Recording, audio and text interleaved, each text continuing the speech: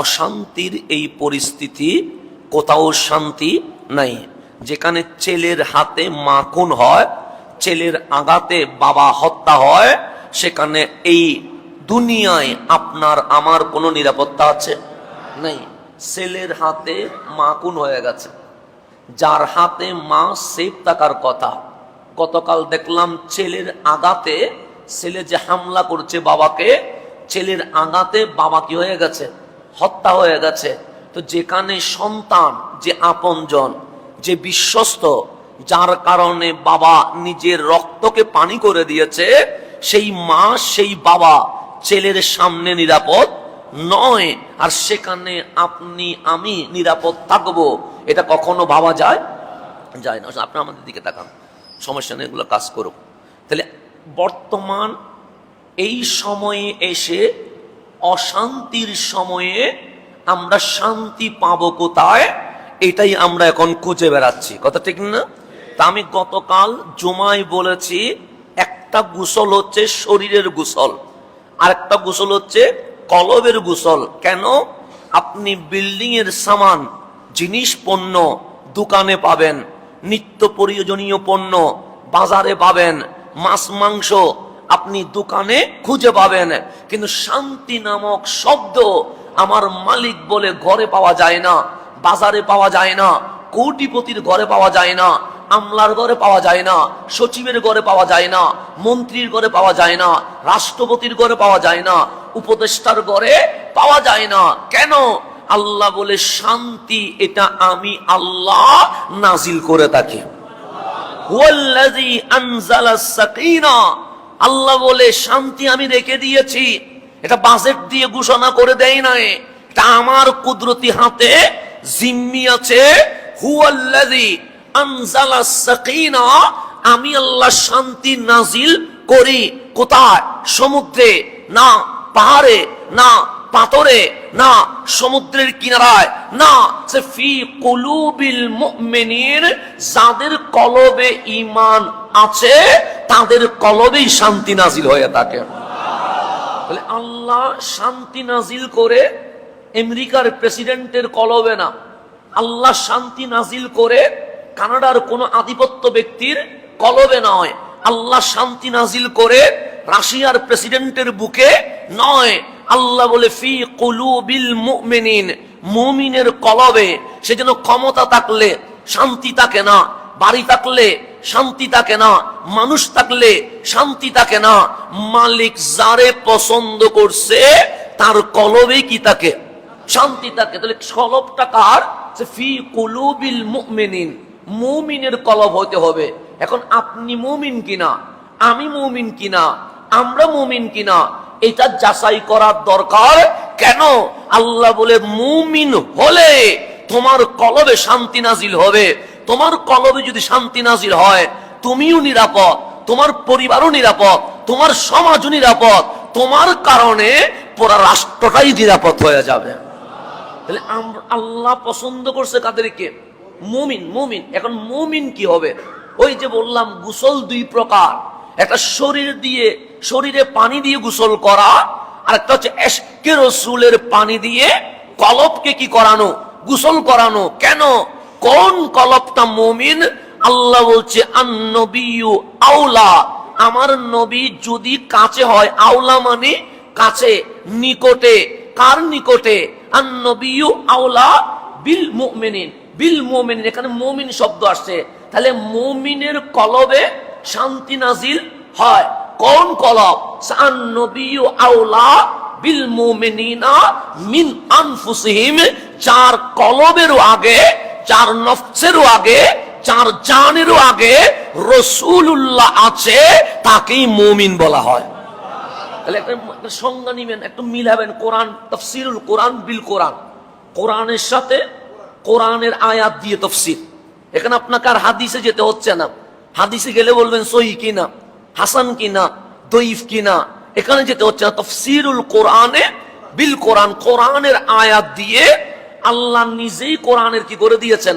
তাফসীর করে দিয়েছেন। ফি কুলুবিল মুমিনিন, এখানে কোন ইহুদি নয়, খ্রিস্টান নয়, হিন্দু নয়, বৌদ্ধ নয়, চাকমা নয়, নাস্তিক নয়, কলবের অন্তরে, মুমিনের কলবে, মুমিনের অন্তরে শান্তি নাজিল হয়। তো মুমিন কারে কয়?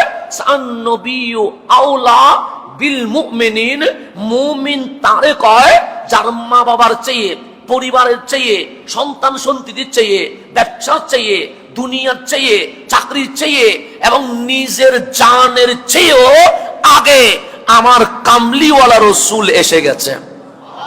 তাহলে রসুলকে বুকে রাখলে মুমিন হয়। আর যার কলবে রসুল আছে তার কলবে সাকিনা, শান্তি নাজিল হয়। যার কলবে শান্তি নাজিল হয় তার কোনো বিপদ আপদ কিছুই নাই।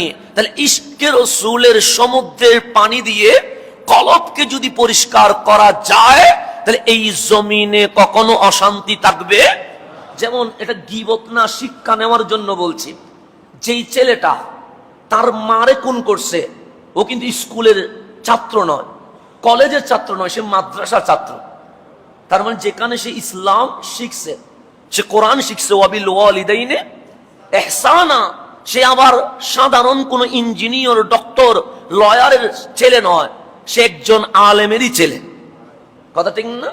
তাহলে আলেমেরই ছেলে। আবার ছেলেটা কলেজে পড়ুয়ানো, স্কুল নয়, ইউনিভার্সিটি নয়, মাদ্রাসা। এবং তার ফেসবুক যদি খুলে দেখেন, দেখবেন সে ইসলাম কায়েমের জন্য বারবার পোস্ট দিয়েছে। তার মানে বোঝা যায় আধুনিক মুসলমান। কি মুসলমান? আধুনিক। এই আধুনিক মুসলমান গুলো যত ক্ষতির মূল। কি মুসলমান?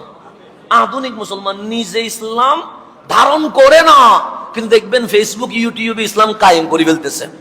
এরকম আছে না? নাই?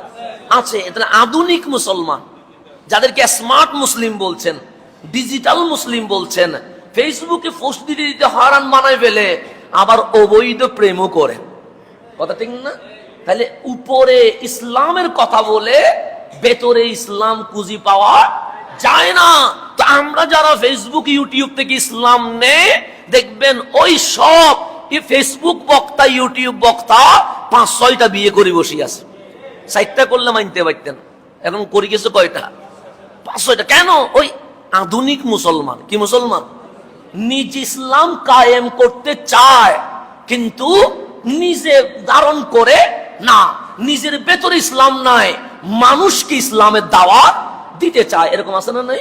আচ্ছা, তাহলে যে কোরআন পড়েছে সে তো মাকে খুন করার কথা না। যে ছেলে আলেমের ঘরে জন্ম নিয়েছে সে তো বাবাকে আঘাত করার কথা না।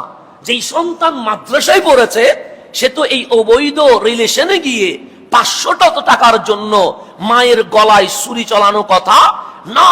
তাহলে বোঝা যায় মাদ্রাসায় পড়লেও মানুষ হওয়া যায় না। কেন?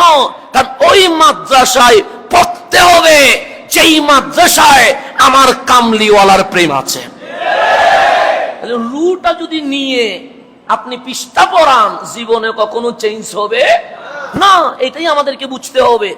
মাদ্রাসায় তো পড়লেন, কিন্তু এরপরও মাকে খুন করলেন কেন? মাদ্রাসায় তো পড়লেন, বাবাকে লাথি দিলেন কেন? মাদ্রাসায় তো পড়লেন, এরপরে সমাজে আপনি অবৈধ কাজ করলেন কেন? আপনার থেকে তো মানুষ শিখবে। তার মানে সকল মাদ্রাসায় আসল ইসলাম শিখানো হয় না। এটাও আমাদেরকে চিনতে হবে। আরে প্র্যাকটিক্যাল আসেন, প্র্যাকটিক্যালে, কারণ বাস্তবতায় আসতে হবে। তাহলে এই জমিনে আল্লাহর ওলিগণ এসে, হোক সেটা শাহ জালাল ইয়ামানি, হোক সেটা শাহ পরান, হোক সেটা নাসিরুদ্দিন সিপা সালা, হোক সেটা শাহ আমানত, হোক সেটা মোহসেন আউলিয়া, হোক সেটা বাইজিদ বুস্তামি, হোক সেটা শাহিন শাহ সিরকোট, হোক সেটা গাউসে জামান আল্লামা তাইয়্যিব শাওয়াজি, হোক সেটা গাউসে মাইস ভান্ডারী, হোক সেটা হযরতে কানজাহান আলী শাহ রহমতুল্লাহ আলাইহি, ওনার সর্বপ্রথম এসে আমাদের কলবে কামলিওয়ালার প্রেমের নূর দিয়ে গোসল করানোর চেষ্টা করেছেন। কেন? এই আমার নবীর প্রেম যখন ভেতরে ঢুকে যাবে, তখন এই চোখ অবৈধ কোন সম্পর্কের দিকে তাকাবে না, এই চোখ মাদকের দিকে তাকাবে না, এই চোখ জেনাবি বিচারের দিকে তাকাবে না, এই কলব মসজিদ বাদ দিয়ে সিনেমা হলে যাবে না। কেন? কলবটা আমার নবীর রঙে কি হয়ে গেছে? রঙিন হয়ে গেছে।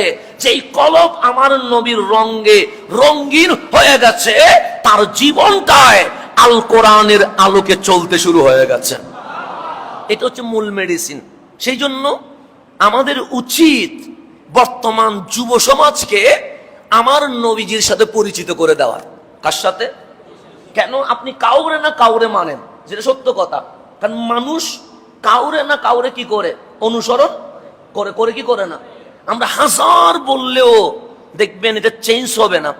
যেই সন্তান মিছিলে যায়, এরকম অনেকে আছে না? নাই আছে। অমুক ভাইয়ের চরিত্র ফুলের মতো, ওর সামনে যদি ওর নেতার ডিটেলস তুলে ধরেন, এরপরেও সে নেতা ছাড়বে না। কেন? সে নেতারে অনুসরণ করে। কথা ঠিক না? কত করে আমরা বুঝাই যে 200 টাকার জন্য নিজের জীবনটারে শেষ করে দিও না। নেতা নিজের ছেলেরে আমেরিকায় পাঠাই দিছে, তুমি জেলে গেলে নেতা তোমার খবর। এরপরেও কি যারা যায় ওরা কি বুঝতেছে না? ওরা কি ফিরে আসতেছে? কেন? সে নেতার অন্ধভক্ত, বরং আমি বলার কারণে আমি শত্রু হয়ে গেছি। কথা ঠিক না? আপনি নিজে নামাজ পড়েন, আপনার শত্রু জুটবে না। আপনি নিজে কোরআন পড়েন, কেউ আপনার বিরোধিতা করবে না। আপনি নিজে তসবিহ গনেন, কেউ আপনার বিরোধিতা করবে না। কিন্তু মেহেদি রাতে নাট্যমঞ্চ সাজিয়েছে, সেটা বন্ধ করতে যান, দেখবেন সমাজের 40 জন আপনারা মারতে উঠে গেছে। অন্যায় না করলে শত্রু হয় না, অন্যায়ের প্রতিবাদ করলেই শত্রু হয়। সেজন্য আমার নবীর জীবনটাকে এইভাবে সাজানো হয়েছে।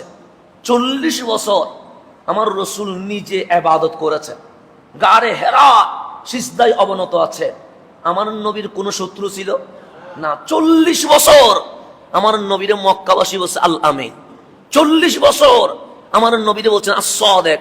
40 বছর সবাই বলেছেন আমার সন্তানটাও যদি উনার মতো হইতো। কিন্তু 40 বছর পরে যখন কালিমার দাওয়াত দিতে শুরু করেছে, যারাই আল আমিন ডেকেছে, যারা আস-সাদিক ডেকেছে, তারাই আবার পাথর ছুঁড়ে মেরে দিয়েছে। কথা ঠিক না? তাহলে নিজে আমল করলে শত্রু হয় না, কিন্তু যখন আপনি চেঞ্জ করতে যাবেন তখন বলবেন এ আমার মতো করে নাই কেন, সে আমার দলের পক্ষে কথা বলে নাই কেন, সে আমার মেন্টালিটি মতো চলে নাই কেন। এখন তো এমন অবস্থা হয়ে গেছে, মিম্বরের খতিবকেও যেই দল ক্ষমতায় থাকে সেই দলের তাবেদারি করতে হয়। কথা ঠিক না?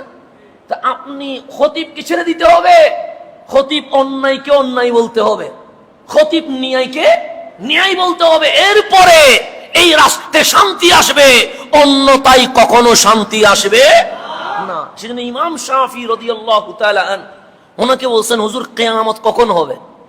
কিয়ামত কখন হবে? ইমাম শাফি বলে কখন এটা জানার দরকার নাই, তোমাকে একটা নমুনা দেখায়া দিব, দেখবা ওইটা যদি খুঁজি পাও বুঝবা কিয়ামত আর বেশি দিন নাই। বলছে কেমনে? যতদিন দেখবা মন্ত্রী, এমপি, কোটিপতি, রাষ্ট্রপতি আলেমের কদমে আসতেছে, তার মানে দুনিয়া ঠিক আছে। দুনিয়া কি আছে? কেন? মন্ত্রী আলেমের কদমে আসি গেছে, এমপি আলেমের কদমে আসি গেছে, শিল্পপতি আলেমের কদমে আসে। যেদিন দেখবা আলেম শিল্পপতির কদমে কদমে ঘুরতেছে, বুঝবা দুনিয়া ঠিক নাই।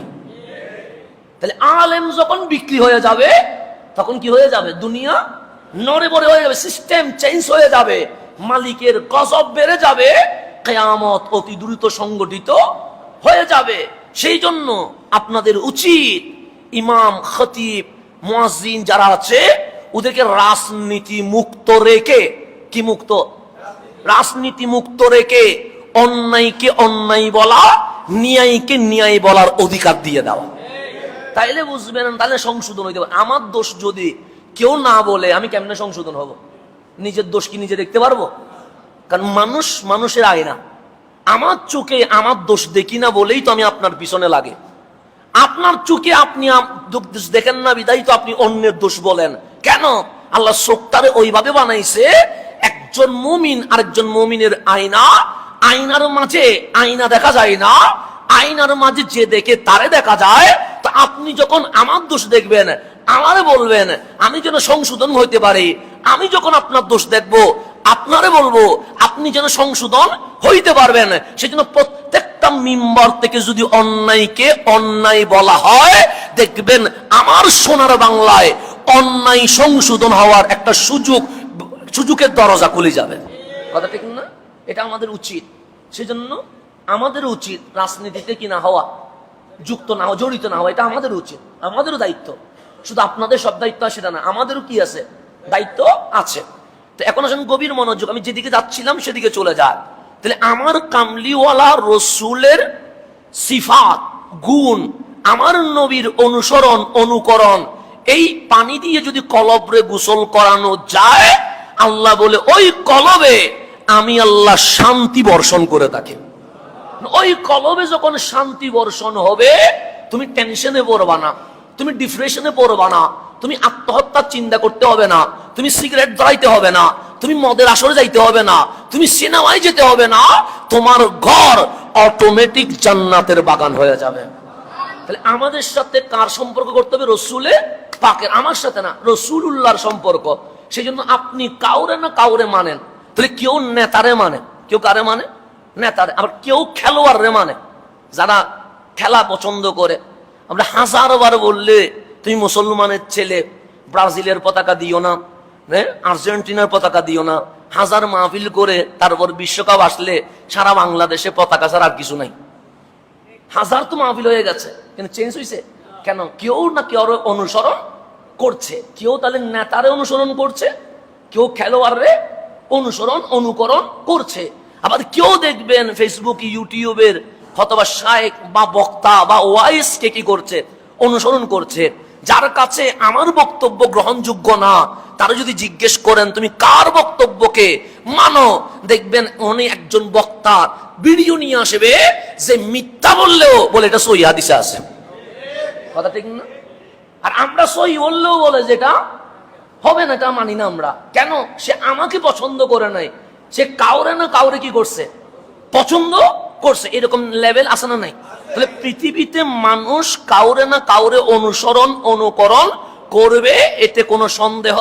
কিন্তু আল্লাহ বলছে, হে মুমিন, লাকাদ কানা লাকুম ফি রাসূলিল্লাহি উসওয়াতুন হাসানা। তুমি যদি আদর্শ সন্তান হতে চাও, লিডারের মাঝে নয়, নেতার মাঝে নয়, খেলোয়াড়ের মাঝে নয়, বক্তার মাঝে নয়, আমার কামলিওয়ালা রসুলের মাঝে তোমাদের জন্য আমি উত্তম আদর্শ রেখে দিয়েছি। তাহলে আমাদের আইডল, আমাদের অনুকরণ, আমাদের অনুসরণের নাম রহমতুল্লিল। আমি বলি নাই, সাহাবায়ে কেরাম বলছে। কিছুক্ষণের জন্য মানবে, সম্পূর্ণ সময়ের জন্য মানার দরকার। আমরা মাঝে মাঝে বলি না, আমরা মনে করি এক্স সমান এত, ওয়াই সমান এত, বলি কি বলি না? কিছুক্ষণের জন্য মানবে না, কি বীজগণিত পাটিগণিত এগুলো মনে করতে হয়, কিছুক্ষণের জন্য মানতে হয়, কিছুক্ষণের জন্য মানেন। ধরেন কোরআন শরীফ আসে নাই, কি শরীফ আসে নাই?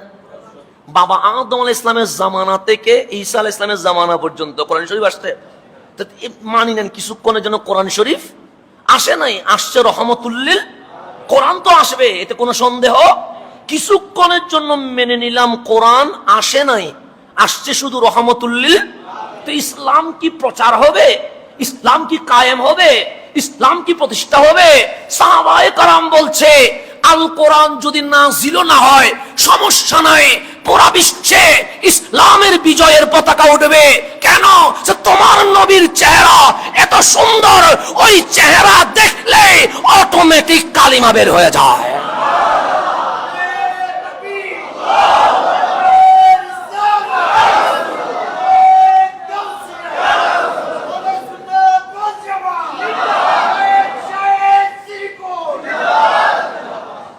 আমাদের রশিদ বইতে গত জমায় উঠছে 30,920 টাকা, মসজিদের রুমালে উঠছে 25,950 টাকা। মাশাআল্লাহ, অনেক দিয়েছেন তো, আলহামদুলিল্লাহ। দেখ, আল্লাহ তাবারক ওয়া তাআলা দানকে কবুল করুক। যেহেতু মসজিদের মিনারের কাজ চলছে, প্রতিবারের মতোই বাড়াইয়া দিবেন, এটাই হচ্ছে মূল কথা। আপনার টাকা তুলে ফেলেন ইনশাআল্লাহ। এখন আসেন যেদিকে যায়, সাহাবায়ে কেরাম বলছে কোরআন নাজিল হয় নাই, কিছুক্ষণের জন্য মেনে নিলাম। কোরআন তো নাজিল হয়েছে, অসম্ভব না, কিন্তু কিছুক্ষণের জন্য মেনে নিচ্ছি কোরআন আসে নাই, শুধু আসছে রহমতুল্লিল। ইসলাম কি কায়েম হবে? সাহাবায়ে কেরাম বলছে অবশ্যই কায়েম হবে। কেন? তোমার হাবিবের নূরানি চেহারাটা এমন, যেই কেউ চোখের পলকে যদি রসুল দেখে অটোমেটিক সে কালিমা পড়ে ফেলবে। কেন? কোরআনটা লিখিত ছিল, আর প্র্যাকটিক্যাল জীবন্ত কোরআনটা রহমতুল্লিল আলামিনে ছিল। এত সুন্দর নবী ভাই, আপনি নায়কের পিছনে ঘুরেন, লজ্জার বিষয় না? এত সুন্দর নবী পায় আপনি নেতার পিছনে ঘুরেন, লজ্জার বিষয় না?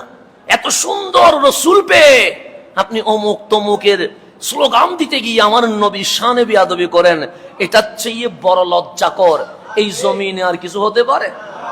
আপনি দেখবেন এই জমিনে একজন সুন্দর জাত ছিলেন, নাম তার ইউসুফ আলাইহিস সালাম। ইউসুফ, সেজন্য আমাদের ঘরে আমাদের পরিবারে যদি খুব সুন্দর চিকমিক সন্তান নাজিল হয় তখন মানুষ বলে ইউসুফে সানে, দেখতে মনে হচ্ছে দ্বিতীয় ইউসুফ আল্লাহ আমার ঘরে দিয়ে দিয়েছে। অতুলনীয় ছিলেন। কেমন সুন্দর ছিলেন! জুলাইখার মতো কুইন রানী হযরত ইউসুফের প্রেমে পড়ে গেছে।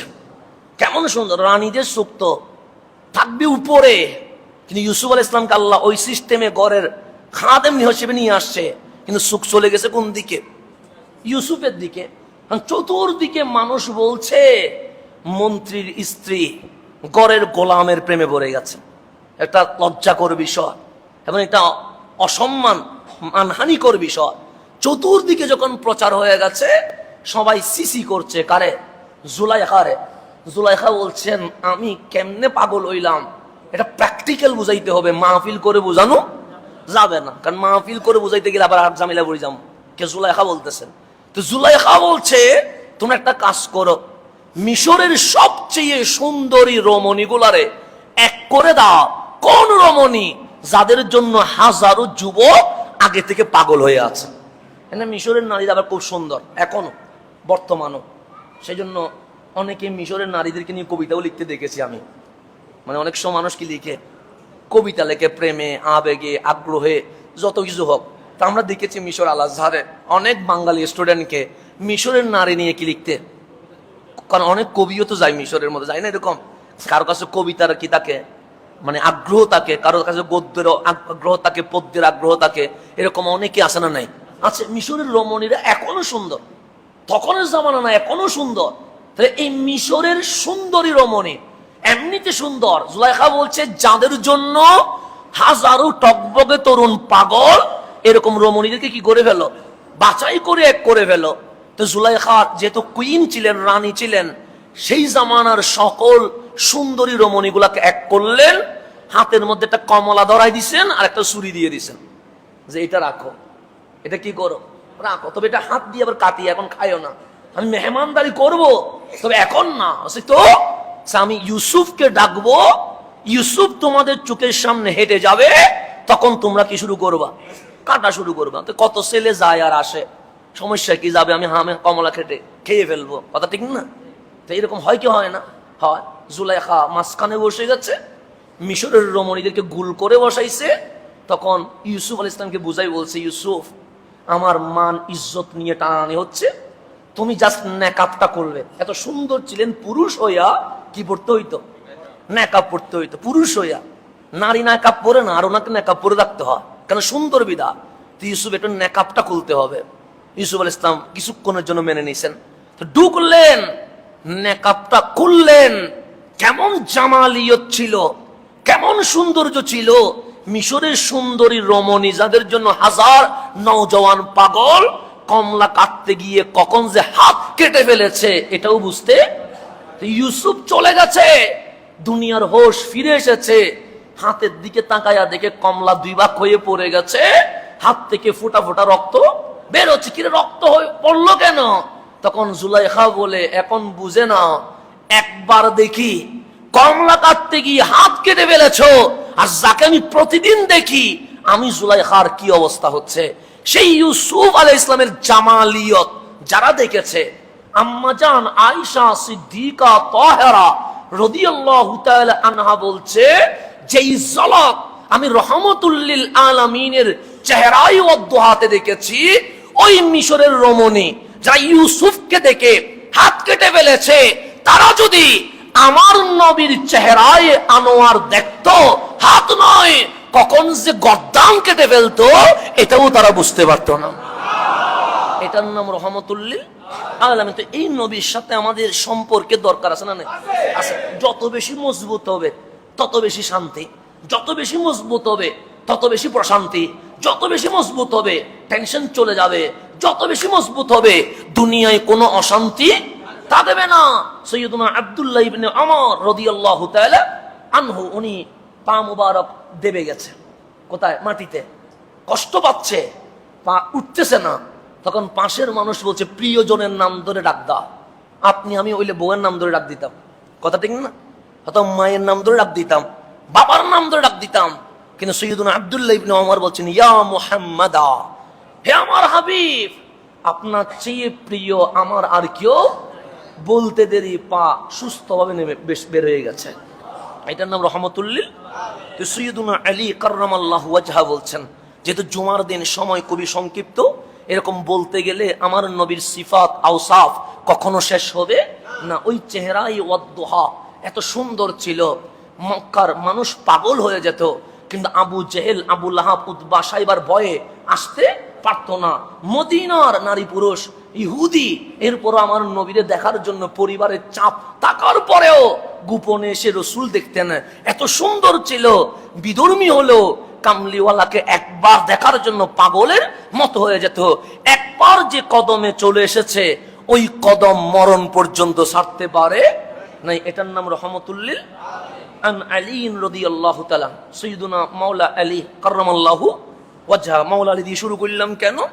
কারণ আলীকে জিজ্ঞেস করেন জামাল মুস্তাফা কাকে বলে, আমাকে জিজ্ঞেস করেন না, মাওলা আলীকে জিজ্ঞেস করেন। কেমন ভাগ্যবান মানুষ জন্ম নেয় হসপিটালে, মানুষ জন্ম নেয় ক্লিনিকে, মানুষ জন্ম নেয় নানুর বাড়িতে, মানুষ জন্ম নেয় দাদির বাড়িতে, মানুষ জন্ম নেয় দাত্রীর কোলে, কিন্তু আলী আপনি কোথায় জন্ম নিলেন? সে ক্লিনিক বলো, হসপিটাল বলো, মেডিকেল বলো, সব মানুষের বানানো। নানুর বাড়ি বলো, দাদার বাড়ি বলো, সব মানুষের বানানো। মানুষ জন্ম নেয় মানুষের বানানো ঘরে, আলী জন্ম নেয় মাওলার বানানো খানায়ে কাবার ভিতরে। একটা লেভেল আছে, স্ট্যাটাস আছে। আসলেন খানায়ে কাবার ভিতরে, কত দামি। আপনি কাবার বাহির দিকে পাগল হয়ে যাচ্ছেন, কথা ঠিক না? কি দেখে? কাবার বাহির। একজন মানুষকে বারবার দেখলে আর দেখতে ইচ্ছে করে না, এটা হচ্ছে স্বাভাবিক বিষয়। এটা আপনার ক্ষেত্রেও তা, আমার ক্ষেত্রেও তা। যাকে বারবার দেখি তার কোনো কি নাই, কদর নেই। যারা এক বছরে একবার দেখি তার একটা কি আছে, কদর আছে। এটা স্বাভাবিক বিষয়। তাহলে বারবার দেখলে আকর্ষণ কি হয়ে যায়, কমে যায়। কিন্তু যারা খানায়ে কাবায় যাচ্ছে না, যেতে পারে না আর কি, তারা সুখের পানি ছেড়ে দিয়ে দোয়া করছে, মালিক জীবনে একবার হইলেও কাবাটা দেখায়। এই দোয়া করতেছে কি করতেছে না?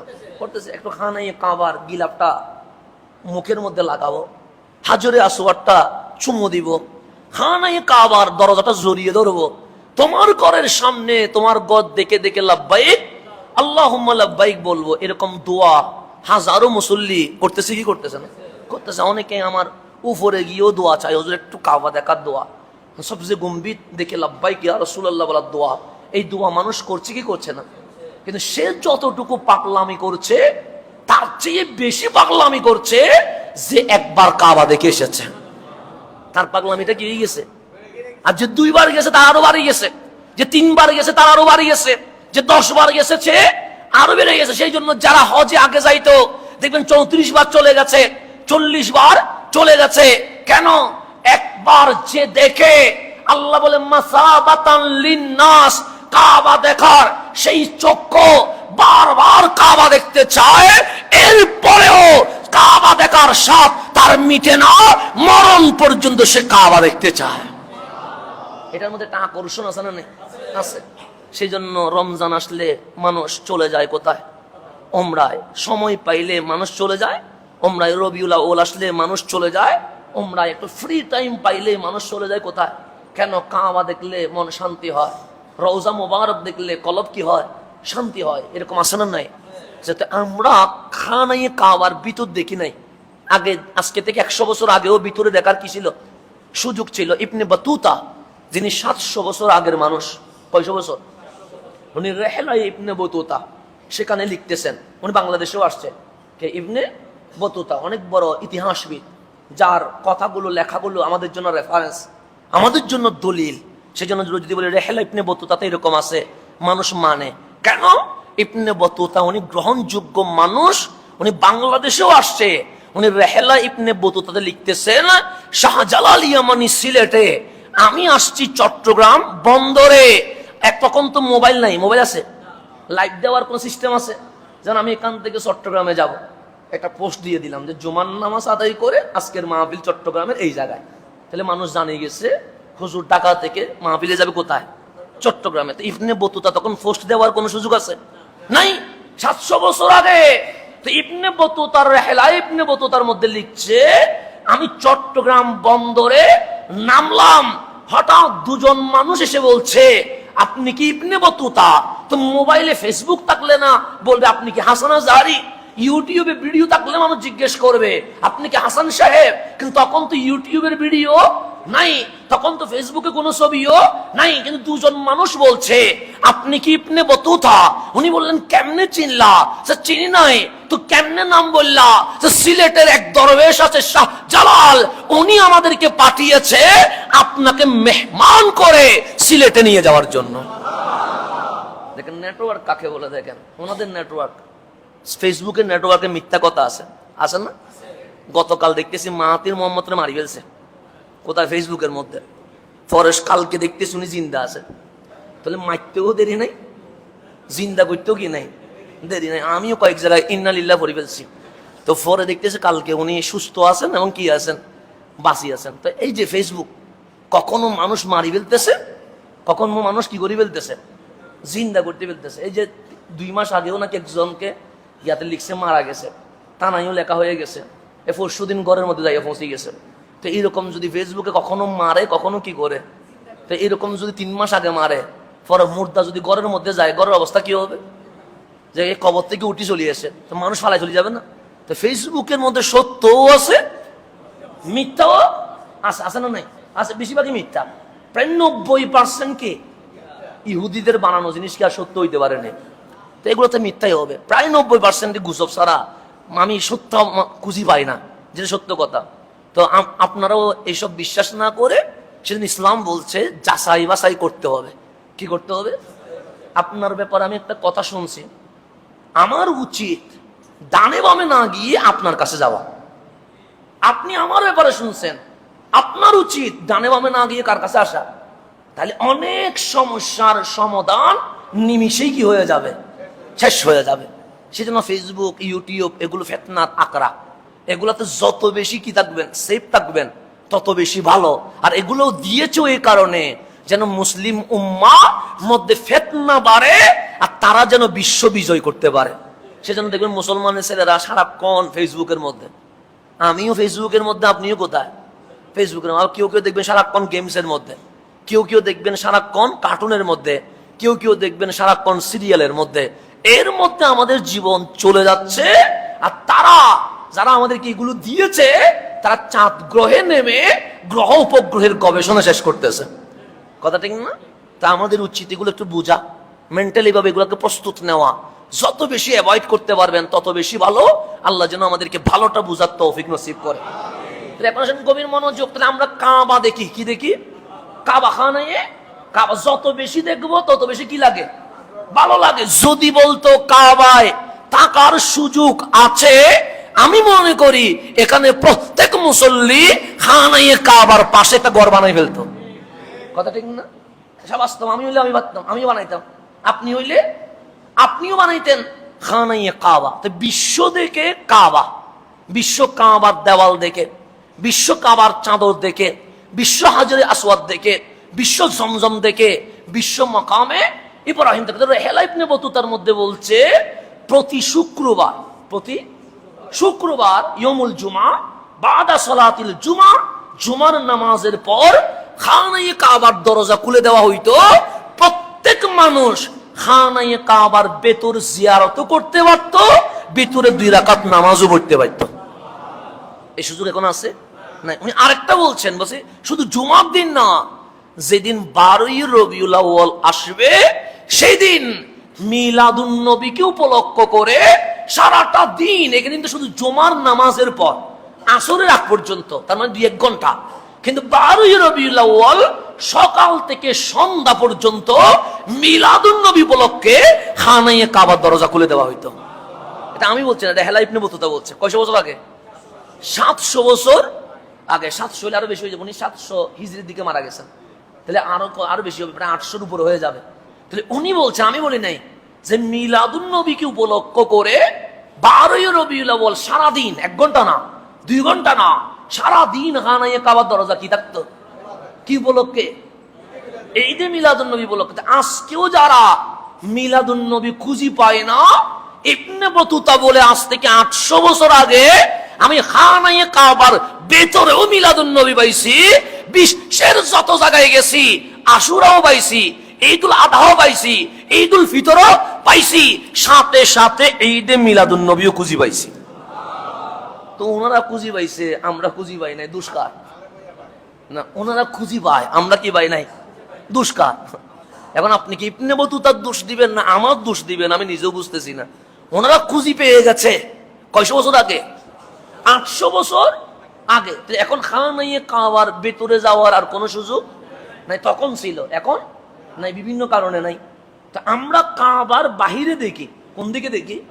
আর আলী উনি এমন এক জাত যিনি খানায়ে কাবার ভিতরে চলে আসছে। আপনি বাহির দিকে পাগল, যিনি ভিতর দেখবে উনি আরো বেশি পাগল হওয়ার দরকার না? তো মাওলা আলী ওনার থেকে রেওয়ায়েত করছি কেন, উনি যখন কাবার ভেতরে আসছে ওনার চোখটা বন্ধ ছিল। কি ছিল? বন্ধ। ওনার মা বলছেন, আলী, মানুষ জন্ম নেয় গড়ে, হসপিটালে অথবা নানু দাদুর বাসায়, তুমি মাওলার ঘরের ভেতরে ভেতরে তুমি ফি বাতান, একদম পেটের ভেতরে আসছো কাবার। তুমি চোখটা খোলো, ইফতাহিল বাসার, চোখ খোলো। মানুষ কাবার বাহির দিকে লাব্বাইক আল্লাহুম্মা লাব্বাইক বলে, তুমি কাবার ভেতর দিকে লাব্বাইক বলে দাও। আলী চোখ খোলে না। ফুফি আসলো, মামি আসলো, চাচি আসলো, সবাই চিল্লাইয়া বলে, আলী আসলে তো কাবার ভিতরে, চোখ তো তোমার বন্ধ, ইফতাহিল বাসার, চোখ খোলো। আলী চোখ। সমস্ত মক্কায় অ্যালাউন্স হয়ে গেছে আবু তালেবের দামি ছেলে আসলো কাবার ভেতরে, কিন্তু আফসোস হচ্ছে অন্ধ, চোখ খুলে না। তা চোখ না খুললে মানুষ কি বলবে? অন্ধই তো বলবে। আমার রসুলের কানে চলে গেছে যে আবু তালেবের ঘরে সন্তান এসেছে। কোথায়? খানায়ে কাবার ভেতরে। কামলিওয়ালা রসুল দৌড় দিয়া কাবার ভেতরে এসে বললেন, আলে ইফতাহিল বাসার, চোখ খোলো।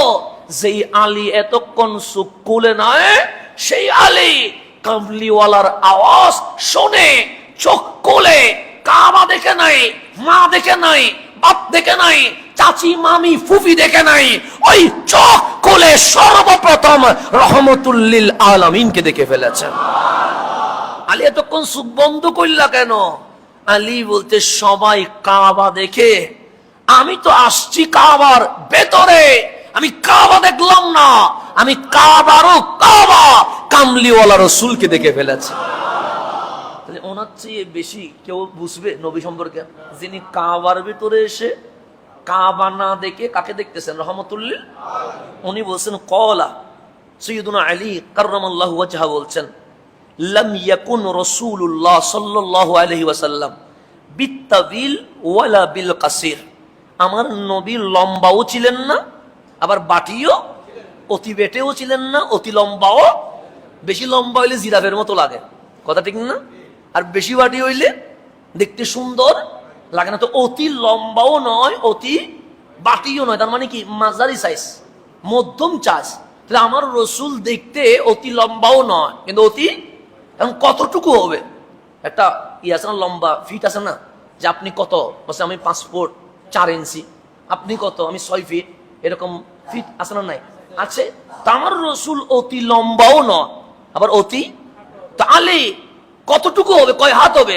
5-6 হাত না 7 হাত? আলী বললেন, দেখতে অতি লম্বাও মনে হয় না, অতি বাটিও, কিন্তু বিদায় হচ্ছে 1.25 লক্ষ মানুষ দাঁড়িয়ে আছে, মাথা তুলে দেখি সবার উপরে কামলিওয়ালা রসুলকে দেখা যায়।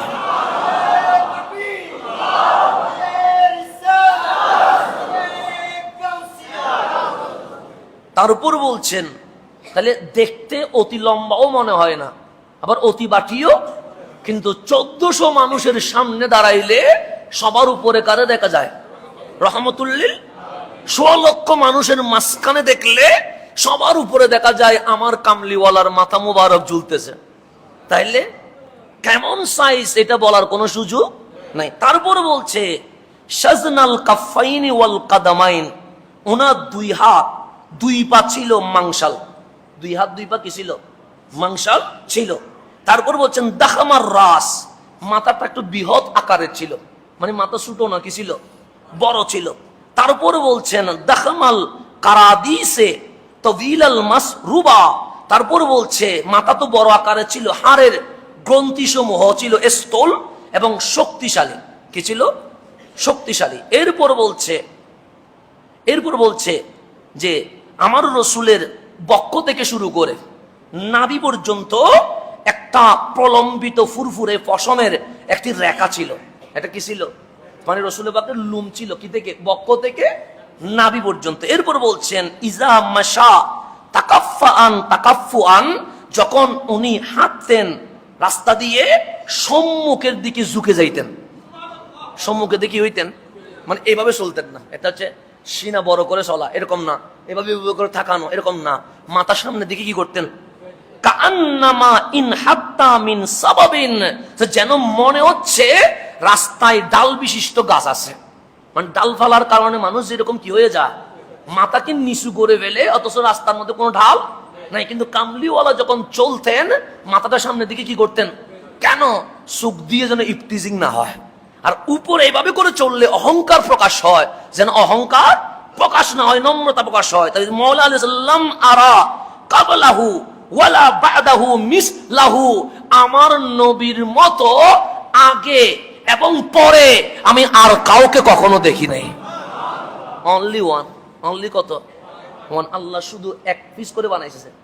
এটা সেকেন্ড কোন কফি আল্লাহ এই জমিন আর রাখে, পুরো মাখলুকাতে রাখে নাই। এটার নাম রহমতুল্লিল আলামিন। তাই মওলা আলী বলছে আমার কামলিওয়ালাকে আমি দেখেছি যেভাবে জন্মের দিন থেকে যে শুরু করছে, আমার নবীর ইন্তেকালের পর প্রায় 28 বছর পর্যন্ত ছিলেন। ওই মাওলা আলী কাররামাল্লাহু ওয়াজহু বলছেন আগে এবং পরে আমার নবীর কোন মেসাল, কোন উপমা আমি আলীর চোখে আর ধরা পড়ে। এই আমরাই তো সাহাবায়ে কেরামের আকীদায় বিশ্বাসী, সেই জন্যই বলি আমার নবীর মতো আর কেউ। তো এটা আমি বলছি, এটা কে বলতেছেন? সাহাবায়ে কেরাম বলছে। সৈয়দুনা আনাস বলতেছেন, সৈয়দুনা সিদ্দিক আকবর বলতেছেন, সৈয়দুনা ফারুক আজম বলতেছেন, সৈয়দুনা উসমান যুন্নুরাইন বলতেছেন, সৈয়দুনা মাওলা আলী বলতেছেন, সৈয়দুনা আনসার ও মুহাজির সোয়া লক্ষ সাহাবী বলছে আমার নবীর মতো আমরা আগে এবং পরে আর কাউকে কখনো দেখি। তো সাহাবায়ে কেরাম দেখে নাই, আপনি কেমনে দেখবেন? যেখানে সাহাবায়ে কেরাম দেখে নাই সেখানে আপনি কেমনে দেখবেন? আমি কেমনে দেখবো? আমরা কতটুকু নিম্ন লেভেলে নেমে এসেছি। সাহাবায়ে কেরাম বলছে আমরা রহমতুল্লিল আলামিনের মতো না চেহারা, না বাহুতে, না বক্ষে, না এলমে, না আমলে, না সিফতে, না গুণে আমরা কাউকে আমার নবীর সমপর্যায়ে কখনো দেখি নাই। তা আল্লাহ বলছে হাবিব আপনার মতো করে কাউরে বানাই নাই। তা আল্লাহ বলছে আপনার কত মতো করে কাউরে বানাই নাই। আর রসুল বলছে আমার মতো কেউ নাই। একটা জিনিস মনে রাখবেন, আমার মতো কেউ নাই। যাক, উনি একটা কথা বলে আবার অন্যদিকে নিয়ে গেছে। আচ্ছা যাক, অসুবিধা নেই, এটাও বলে ফেলি। কোরআনের মধ্যে একটা আয়াত আছে, কুল ইন্নামা আনা বাশারুম মিসলুকুম। মিসলুকুম আছে না? মিসলুকুম মানে তোমাদের মতো। মিসলুকুম মানে কি? তোমাদের মতো। তাহলে কুল হাবিব বলেন ইন্নামা আনা বাশারুম মিসলুকুম, আমি তোমাদের মতো মানুষ। তাহলে এখানে কুম আছে না নাই? আবার রসুল মিম্বরে, রসুল কোথায়? সেখানে আইয়ুকুম মিসলি, এখানেও কুম আছে না নাই? এখানেও কুম, ওখানেও কুম আছে না নাই? আচ্ছা, একটা বলতেছে মিম্বরে আইয়ুকুম মিসলি, কে আছে আমার মতো তোমাদের মাঝে। তো এখানে মিম্বরে যখন আইয়ুকুম বলছে, এই কুমের মানে সিদ্দিক আকবর, এই কুম মানে ফারুকে আজম, এই কুম মানে উসমান যুন্নুরাইন, এই কুম মানে মাওলা আলী, এই কুম মানে আনসার মুহাজির, এই কুম মানে ইমাম হাসান, এই কুম মানে আহলে বাইত। তাহলে ওনাদেরকে বলছে আইয়ুকুম মিসলি, কে আসো আমার মতো, আর ওখানে হচ্ছে কুল ইন্নামা আনা বাশারুম মিসলুকুম। এই মিসলুকুমে সিদ্দিক আকবর নাই, এই মিসলুকুমে ফারুক আজম নাই, এই মিসলুকুমে উসমান যুন্নুরাইন নাই, ওই মিসলুকুমে আছে আবু জাহেল, ওই মিসলুকুমে আছে আবু লাহাব, ওই মিসলুকুমে আছে উতবা, ওই মিসলুকুমে আছে শাইবা। এখন আপনি বলেন আবু জাহেল, আবু লাহাব, উতবা, শাইবার কুমে থাকবেন না সিদ্দিক আকবর, ফারুক আজম, উসমান যুন্নুরাইন, মাওলা আলীর কুমে থাকবেন? কোন কুমে থাকবেন আপনি ভাগ করেন। তাহলে ওখানের কুমের মধ্যে আছে আবু জাহেল। আবু জাহেলকে বলছে আমি তোদের মতো। কেন? ওরা বলতো এটা কেমন রসুল যিনি বিয়ে করে, এটা কেমন রসুল যিনি বাজারে যায়, এটা কেমন রসুল যিনি রাস্তায় হাঁটে। তাদের কথা হচ্ছে রসুল মানে এটা সংসার করতে। তা আমার রসুল তাদেরকে বলতেছে হ্যাঁ হ্যাঁ আমি তোদের, যেমন অনেকে বলে আপনি আস্তা পাগল, আপনি আস্তা কি। তো আমি দেখলাম যে সে কোনো মতে কথাটা কি করতেছে না, বন্ধ করতেছে না। হ্যাঁ ঠিক আছে আমি পাগল, তার মানে কি তার মুখটা বন্ধ করার জন্য বসছে। হ্যাঁ আমি কি, তারপরে সিলেস না ঠিক থাক, তারপরে বসে থাক, তারপরে শান্তিতে থাক। এরকম হয় কি হয় না? হয়। আল্লাহ বলছে হাবিবগুলো চিল্লাচ্ছে, এগুলো মাথার দিকে তাকানোর দরকার নেই, বলে দেন তোর মতো ঠিক আছে সমস্যা নেই, তোর মতো সেটা কি হয়েছে, এরকম কিছু কথা আছে না নাই? তো আমার আল্লাহ বলছে ইন্নামা আনা বাশারুম মিসলুকুম। মিসলুকুম, মিসলুকুমের মধ্যে কি আছে? আবু জাহেল আছে। তো রসুল কি আবু জাহেলের মতো, আবু লাহাবের মতো, উতবার মতো? তো ওই কুমের মধ্যে আছে মুশরিক, আর এই কুমে আইয়ুকুম মিসলি, এই কুমে আছে সিদ্দিকে, ফারুকে, উসমান যুন্নুরাইন, মাওলা আলী। তো সিদ্দিক দাঁড়ায়া বলে আগেও কেউ ছিল না, এখনো কেউ নাই, কিয়ামত পর্যন্ত কেউ থাকবে না।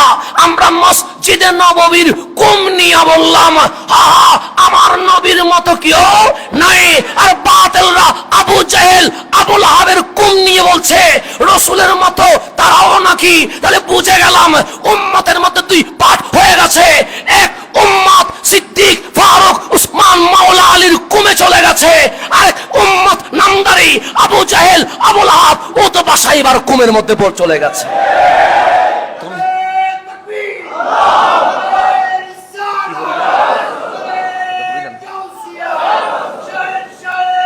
কোন দিকে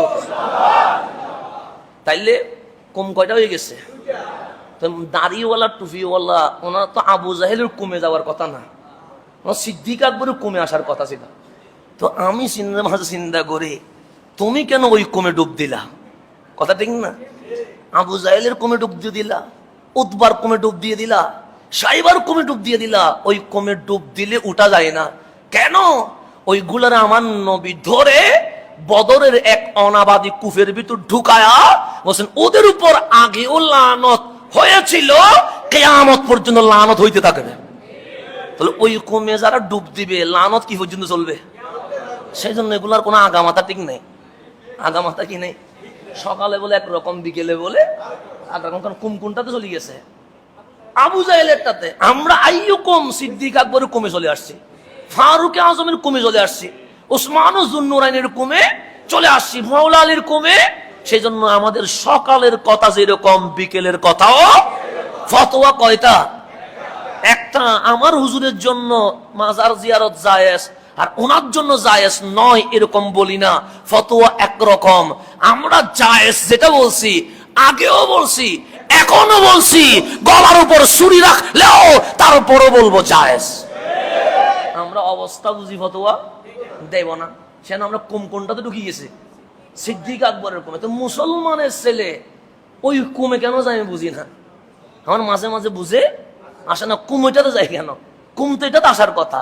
সেই জন্য আমরা বলবো তুমি যদি নামাজ পড়ো, তুমি যদি রোজা রাখো, তুমি যদি হজ করো, তুমি যদি যাকাত দাও, তাহলে তুমি ওই কুমে যাইও না, তুমি ওই কুমে যাইও না। তুমি এই কুমে আসো যেই কুমে সিদ্দিক আকবর আসে, তুমি ওই কুমে আসো যেই কুমে ফারুক আজম, উসমান যুন্নুরাইন, মাওলা আলী আছে। তাহলে এই কুমের মধ্যে রসুল আমাদের মতো না, আর মুশরিকের কুমের মধ্যে রসুল কাদের মতো? আমাদের মতো। এখন কুম দুইটা হয়ে গেছে, একটা আইয়ুকুম আর একটা মিসলুকুম। আপনি চাইলে মিসলুকুমও নিতে পারেন, আপনি চাইলে আইয়ুকুমও নিতে পারেন। মিসলুকুম নিলে ফিদ্দারকিল আসফালি মিনান নার, জাহান্নামের নিকৃষ্ট স্থানে চলে যাবে। আইয়ুকুম নিলে আমার রাসূল বলেন আনতা মা আমান বাপ্তা আমল তোমার কম হতে পারে, আইয়ুকুমে যাওয়ার কারণে কামলিওয়ালার সাথে জান্নাতুল ফেরদৌসে চলে যাবা। এখন কোনটা নেবেন? কোনটা যেটা ফিদ্দর কিল আসফলে চলে গেছে এটা নেবেন, না যেটা জান্নাতুল ফেরদৌসে চলে গেছে এটা নেবেন? এখন আপনি সিদ্ধান্ত আপনার, আপনি আইয়ুকুম নেবেন না মিসলুকুম নেবেন। আইয়ুকুম হচ্ছে মিম্বরে, আইয়ুকুম কোথায়? মিম্বরে। আর মিসলুকুম হচ্ছে কাফেরদের বৈঠকে। এখন কাফেরদের জিনিস নিবেন না মিম্বরের জিনিস নিবেন, এটা আপনার নবী আপনাকে দিয়ে দিয়েছেন। ওইটা নিলে মুনাফিক হবি, এইটা নিলে সিদ্দিক আকবরের মতো আশেক হবি। তাহলে কুম শব্দ কয়টা? একটাই, একটার দুই ভাগ করে দিয়েছে, একটা আইয়ুকুম আর একটা মিসলুকুম। বুঝতে কঠিন যাচ্ছে না কোনো? একটা আইয়ুকুম আর একটা, এখন এটা দিয়ে ফারাক করে দিবেন। কেউ যদি জিজ্ঞেস করে তুমি কোন দলের, আপনি বলবেন আইয়ুকুম দলের। কোন দলের? আর ওরা কোন দলের? বলে মিসলুকুম দলের। তা দল কয়টা হয়ে গেছে? দুইটা। মাঝে মাঝে সিআইডি আসে জিজ্ঞেস করে তো হুজুর কোন দলের, বলবেন আইয়ুকুম দলের। মাঝে মাঝে জিজ্ঞেস করে না? হ্যাঁ, মাঝে মাঝে জিজ্ঞেস করো তো। এখানে আমি অনেক মুসল্লি আমারে বলে হুজুর আপনার ব্যাপারে জিজ্ঞেস করছে। হ্যাঁ, তো আমি বলি যে কি বলছেন? হয়তো কি বলবো, তো বলছেন ওইটা কি কোন দলের এজেন্ট, কি বাস্তবায়ন করতে চায়। তখন এখন আজকে থেকে একদম কি হয়ে গেছে, পানির মতো ক্লিয়ার হয়ে গেছে। যদি জিজ্ঞেস করে হুজুর কোন দলের এজেন্ট, বলবেন আইয়ুকুম দলের এজেন্ট। কোন দলের? আইয়ুকুম দলের। বাস, এটা স্পষ্ট, আর কোন ঝামেলা নাই। যে জিজ্ঞেস করবে বলবে আমরা আইয়ুকুম দলের। আমরা কোন দলের? আর ওরা কোন দলের? বলে ওরা মিসলুকুম দলের। তাহলে দল কয়টা হয়ে গেছে? একটা আইয়ুকুম আর একটা। আর মিসলুকুম যারা হয় ওদের হাতে মা কি হয়ে যায়? হত্যা হয়ে যায়, বাপ হত্যা হয়ে যায়। আর আইয়ুকুম দলে যারা হয় তাদের মায়ের মাথাকে মাথার উপর নিয়ে জান্নাত নিয়ে হাঁটতে থাকে। দুইটা দল কয়টা হয়ে গেছে? মিসলুকুমের দলে মার নিরাপত্তা নাই, মিসলুকুমের দলে বাপের নিরাপত্তা নাই। তো যেখানে মা বাপের নিরাপদ নাই সেখানে ফারুকি সাহেবের গলায় ছুরি চলাইলে কি হবে? কথা ঠিক না? ওরা হচ্ছে মিসলুকুম দলের। কোন দলের? বলছে মিসলুকুম দলে তাদের মাও নিরাপদ নয় তাদের কাছে, তাদের বাবাও কি নয় নিরাপদ। আর আইয়ুকুম দলে শুধু মা বাপ নিরাপদ নয়, ওরা পাথরই কখনো মারে না। কেন? তাদের হাত আইয়ুকুম দলে এসে কামলিওয়ালার কদমে বিক্রি হয়ে গেছে। তাহলে এখন বলতে পারবেন তো, জামিলা তো আর হবে না। তো যেই কেউ জিজ্ঞেস করলে হুজুর কোন দলের, কি বলবেন? আইয়ুকুম দলের। আর কোনো জামিলা হবে না, হুজুর আইয়ুকুম দলের। বস, ওরা কোন দলের? বলুন ওরা মিসলুকুম দলের। তো মিসলুকুম দল এক জিনিস, আইয়ুকুম দল। মিসলুকুমে কে আছে? আবু জাহেল আছে, মিসলুকুমে উতবা আছে, মিসলুকুমে সাইবা আছে। আইয়ুকুমে কে আছে? বলবেন সিদ্দিক আকবর আছে, ফারুক আজম আছে, উসমান জুন্নুরাইন আছে, মাওলা আলী আছে, ইমাম হাসান আছে, ইমাম হুসাইন আছে। 1400 বছরের সমস্ত আল্লাহর ওলি আইয়ুকুম দলের ভিতরে আছে।